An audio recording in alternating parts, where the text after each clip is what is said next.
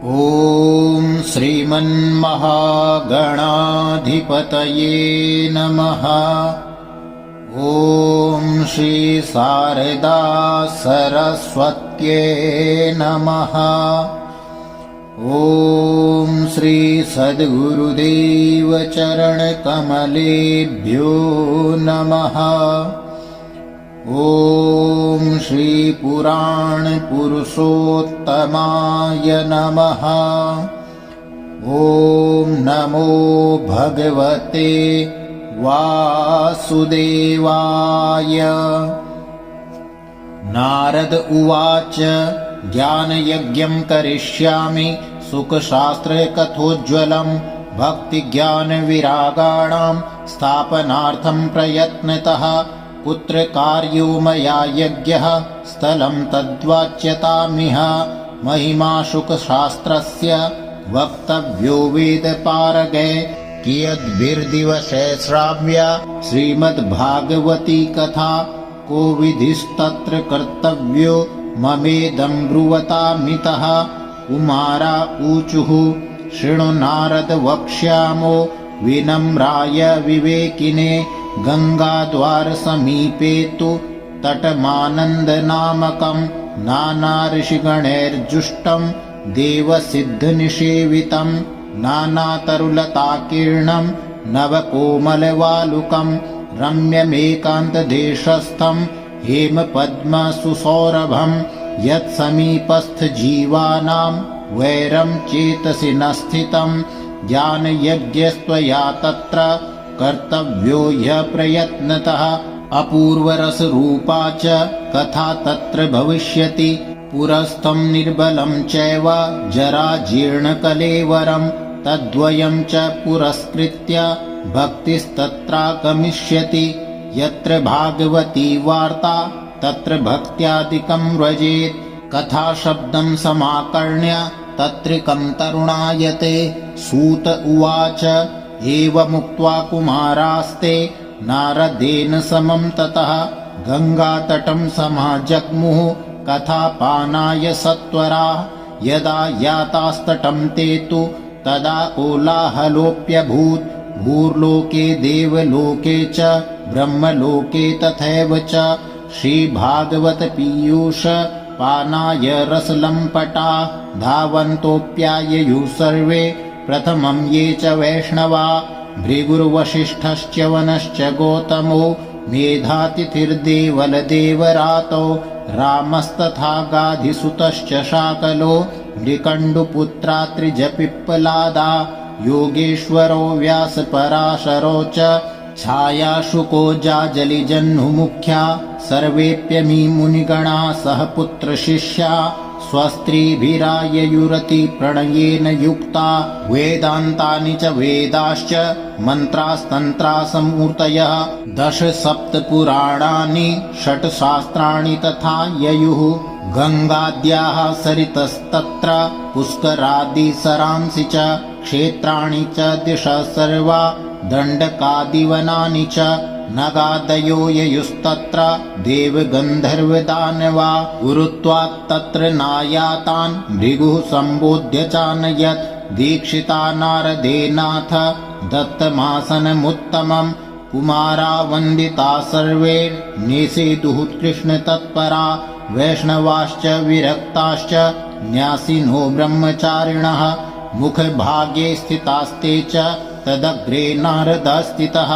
एकभागे ऋषिगणास्तदन्यत्र दिवौकसः। वेदोपनिषदोऽन्यत्र तीर्थान्यत्र स्त्रियोऽन्यतः। जयशब्दो नमः शब्दः शङ्खशब्दस्तथैव च। चूर्णलाजाप्रसूनानां निक्षेपः सुमहानभूत्।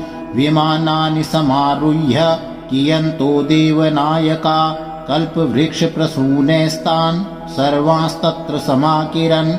सूत उवाच एवं तेष्वेकचित्तेषु श्रीमद्भागवतस्य च माहात्म्यमुचिरे स्पष्टं नारदाय महात्मने। कुमारा ऊचुः अथ ते वर्ण्यतेऽस्माभिर्महिमा शुकशास्त्रजः। यस्य श्रवणमात्रेण मुक्तिः करतले स्थिता। सदा सेव्या श्रीमद्भागवती कथा यस्या श्रवणमात्रेण हरिश्चित्तं समाश्रयेत्। ग्रन्थोऽष्टादशसाहस्रो 12 स्कन्धसंहितः परीक्षितशुकसंवादः शृणु भागवतं च तत्। तावत् संसारचक्रेऽस्मिन् भ्रमते ज्ञानतः पुमान् यावत् कर्णगता नास्ति शुकशास्त्रकथाक्षणम्। किं श्रुतैर्बहुभिः शास्त्रे पुराणैश्च भ्रमावहे एकं भागवतं शास्त्रं मुक्तिदानेन गर्जति। कथा भागवतस्यापि नित्यं भवति यद्गृहे तद्गृहं तीर्थरूपं हि वसतां पापनाशनम्। अश्वमेधसहस्राणि वाजपेयशतानि च शुकशास्त्रकथायाश्च कलां नार्हन्ति षोडशीं। तावत् पापानि देहेऽस्मि निवसन्ति तपोधना यावन्न श्रूयते सम्यक् श्रीमद्भागवतं नरे।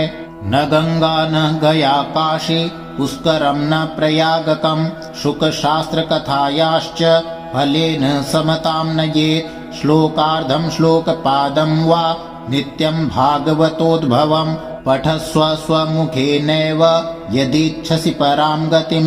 वेदादिर्वेदमाता च पौरुषं सूक्तमेव च त्रयी भागवतं चैव 12 एव च। 12 प्रयागश्च कालः संवत्सरात्मकः ब्राह्मणाश्चाग्निहोत्रं च सुरभिर्द्वादशी तथा तुलसी च वसन्तश्च पुरुषोत्तम एव च। एतेषां तत्त्वतः प्राज्ञैर्न पृथक् भाव इष्यते। यश्च भागवतं शास्त्रं वाचयेदर्थतो निशम् जन्मकोटिकृतं पापं नश्यते नात्र संशयः। श्लोकार्धं श्लोकपादं वा पठेद् भागवतं च यः नित्यं पुण्यमवाप्नोति। राजसूयाश्वमेधयो उक्तं भागवतं नित्यं कृतं च हरिचिन्तनं। तुलसी पोषणं चैव धेनूनां सेवनं समम्। अन्तकाले तु येनैव श्रूयते शुकशास्त्रवाक् प्रीत्या तस्यैव वैकुण्ठं गोविन्दोऽपि प्रयच्छति। हेमसिंहयुतं चैतद्वैष्णवाय ददाति च कृष्णेन सह सायुज्यं स पुमान् लभते ध्रुवम्। आजन्ममात्रमपि येन शठेन किञ्चित् चित्तं विधाय शुकशास्त्रकथा न पीता।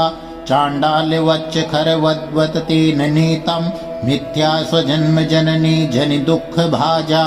जीवच्छवो निगदितः स तु पापकर्मा येन श्रुतं शुककथा वचनं न किञ्चित्।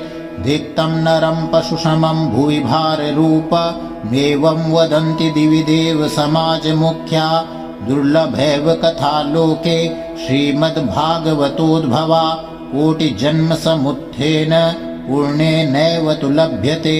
तेन योगनिधे धीमन् श्रोतव्या सा प्रयत्नतः। दिनानां नियमो नास्ति सर्वदा श्रवणं मतं। सत्येन ब्रह्मचर्येण सर्वदा श्रवणं मतम्। अशक्यत्वात् कलौ बोध्यो विशेषोऽत्र शुकाज्ञया। मनोवृत्ति च यश्चैव नियमाचरणं तथा। दीक्षां कर्तुमशक्यत्वात् सप्ताहश्रवणं मतम्। श्रद्धातः श्रवणे नित्यं माघे तावद्दीयत्फलं। तत्फलं शुकदेवेन सप्ताहश्रवणे कृतं। मनसश्चाजयाद्रोगात् पुंसां चैवायुषक्षयात् कलेर्दोषबहुत्वाच्च सप्ताहश्रवणं मतम्। यत्फलं नास्ति तपसा न योगेन समाधिना अनायासेन तत्सर्वं सप्ताहश्रवणे लभेत्। यज्ञात् गर्जति सप्ताहो गर्जति व्रतात्। तपसो गर्जति प्रोच्चैस्तीर्थात् नित्यं हि गर्जति। योगात् गर्जति सप्ताहो ध्यानात् ज्ञानाच्च गर्जति। किं ब्रूमो गर्जनं तस्य रे गर्जति गर्जति। शौनक उवाच साश्चर्यमेतत् कथितं कथानकं ज्ञानादिधर्मान् विगणय्य साम्प्रतं। निःश्रेयसे भागवतं पुराणं जातं कुतो योगविदादिसूचकम्। सूत उवाच यदा कृष्णो धरां त्यक्त्वा स्वपदं गन्तुमुद्यतः 11 परिश्रुत्य युद्धवो वाक्यमब्रवीत्। उद्धव उवाच त्वं तु यास्यसि गोविन्द भक्तकार्यं विधाय च। मच्चित्ते महती चिन्ता तां श्रुत्वा सुखमावह। आगतोऽयं कलिर्घोरो भविष्यन्ति पुनः खला। तत्सङ्गेनैव सन्तोऽपि गमिष्यन्त्युग्रतां यदा। तदा भारवती भूमिर्गोरूपेयं कमाश्रयेत्। अन्यो न दृश्यते त्राता त्वत्तः कमललोचन। अतः सत्सुदयां कृत्वा भक्तवत्सलमाव्रज। भक्तार्थं सगुणो जातो निराकारोऽपि चिन्मयः। तद्वियोगेन ते भक्ता कथं स्थास्यन्ति भूतले। निर्गुणोपासने कष्टमतः किञ्चिद्विचारय। इत्युद्धववचः श्रुत्वा प्रभासे चिन्तयद्धरी। भक्तावलम्बनार्थाय किं विधेयं मयेति च। स्वकीयं यद्भवेत् तेजस्तच्च भागवते दधात्। तिरोधाय प्रविष्टोऽयं श्रीमद्भागवतार्णवम्। तेनेयं वाङ्मयी मूर्तिः प्रत्यक्षा वर्तते हरे। सेवनात् श्रवणात् पाठात् दर्शनात् पापनाशिनी। सप्ताहश्रवणं तेन सर्वेभ्योऽप्यधिकं कृतं। साधनानि तिरस्कृत्य कलो धर्मोऽयमीरितः। दुःखदारिद्र्यदौर्भाग्य पापप्रक्षालनाय च। कामक्रोधजयार्थं हि कलो धर्मोऽयमीरितः। अन्यथा वैष्णवी माया देवैरपि सुदुस्त्यजा। कथं त्याज्या भवेत् पुंभिः सप्ताहोत्तः प्रकीर्तितः। सूत उवाच एवं नगाः श्रवणोरुधर्मे प्रकाश्यमाने ऋषिभिः सभायाम्। आश्चर्यमेकं समभूत्तदानीं तदुच्यते संशृणुशौनकत्वम्।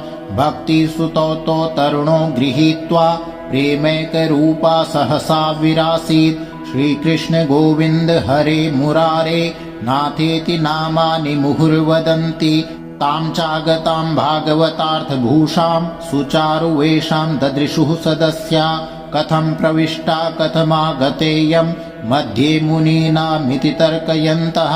ऊचुः कुमारा वचनं तदानीं कथार्थतो निष्पतिताधुनेयम्।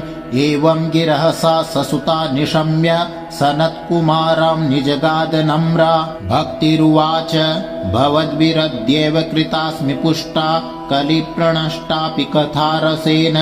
क्वाहं तु तिष्ठाम्यधुना ब्रुवन्तु ब्राह्मा इदं तां गिरमुचिरेते। भक्तिषु गोविन्दस्वरूपकर्त्री प्रेमैकधर्त्री भवरोगहन्त्री। सा त्वं च तिष्ठस्व सुधैर्यसंश्रया निरन्तरं वैष्णवमानसानि। ततोऽपि दोषा कलिजा इमे त्वां द्रष्टुं न शक्ता प्रभवोऽपि लोके। एवं तदाज्ञावसरेऽपि भक्तिस्तदा निषण्णा हरिदास चित्ते।